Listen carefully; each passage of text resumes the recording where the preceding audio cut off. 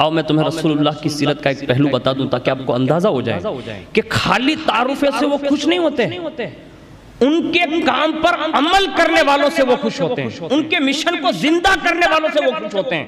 रसूलुल्लाह सल्लल्लाहु अलैहि वसल्लम को एक मर्तबा अबू जहल ने दोनों हाथों से पकड़ लिया। किनको? सैयदा कायनात के बाबा को, जिनकी वजह से कायनात बनी है। उस अबू जहल ने, खबीस ने जो है हुजूर को दोनों हाथों से पकड़ा और आपके सरे अनवर को जो है ऐसे काबे की दीवार पर ऐसे पटकने लगा। हुजूर की पेशानी यानी सरे अनवर बाकायदा खून जो है फट गया सरे अनवर। और जब इस हद तक हुजूर सल्लल्लाहु अलैहि वसल्लम को उस बदबख्त ने जब तकलीफ दी कि हुजूर लौ लहान हो गए, हुजूर के सरे अनवर से खून निकल। उस वक्त हुजूर के वालिद बुजुर्गवार तो पहले से ही दुनिया से तशरीफ ले गए थे और हुजूर के लिए कोई ऐसी जगह नहीं थी। हुजूर ने दिन का काम शुरू किया था। अब जैसे ही अबू जहल ने इतनी सख्त दुश्मनी में यह काम किया ना, यानी आपको इतनी बड़ी तकलीफ दी कि आपके सरे अनवर जब आप घर पहुंचे ना, तो एक रिवायत ये मिलती है कि रसूलुल्लाह के घर में उस वक्त उनके सर पर पटका बांधने के लिए कोई रुमाल भी मौजूद नहीं था, पट्टी भी मौजूद नहीं थी।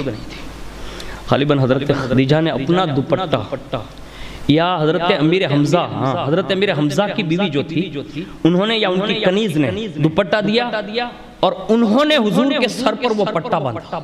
यानी हुजूर के पास तो उस वक्त बज़ाहिर कुछ मौजूद नहीं था। और जब हुजूर के सर अनवर को वो पट्टे से बांध दिया गया, अब हुजूर की कैफियत सुनो यारो।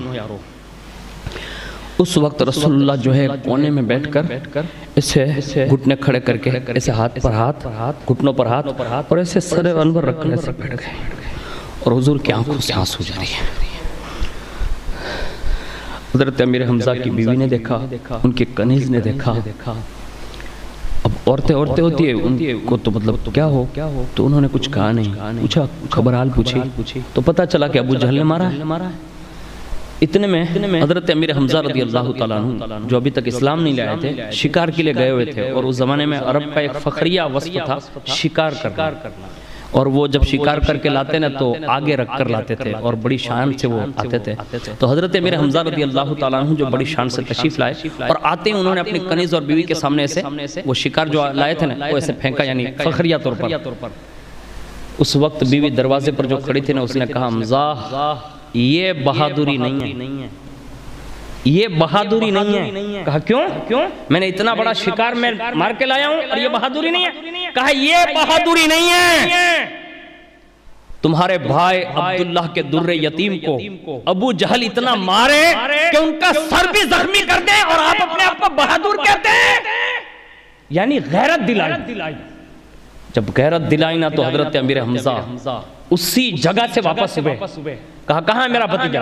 कहा, यहीं कोने में। जैसे हुजूर के पास गए, देखा हुजूर को और हुजूर को देखकर वापस हुए और वापस होकर अबू जहल की तलाश में गए और वो हरम में ही मिल गया। हजरत अमीर हमजा ने उसको मतलब पकड़ा और जैसे उसने मतलब हुजूर को किया था ना, ऐसे उसको पटका, खूब पटका, यहाँ तक कि उसको लौलहान कर दिया, यानी बदला लिया। सिर्फ हुजूर की खुशी के लिए वापस आए और वापस आकर कहा, भतीजा खुश हो जाओ, मैंने अबू जहल को ऐसा ही मारा जैसा तुमको उसने मारा है। उस वक्त हुजूर ने अपना सने अरवर ऐसे ऊंचा करके हजरत मेरे हमजा को देखकर फरमाया, चचा मैं इस बात पर खुश नहीं हूं कि आपने अबू जहल को मारा है। हालांकि उनकी गैरत थी, उन्होंने काम सही किया था, लेकिन हुजूर ने यह कहा, मेरी खुशी इसमें नहीं है। कहा तो कहा, मोहम्मद की खुशी यह है कि कलमा पढ़ें आप मुसलमान हो जाएं। कलमा पढ़कर मेरे दीन में आ जाए ना तो मोहम्मद अरबी खुश है। बस ये जुमला हजरत मेरे हमजा के दिल में क्या लगाना, वही कहा, भतीजे अगर तू इसी में खुश है, आज से हमजा भी कलमा पढ़ता है और तेरे दामन से वापस हो जाता है।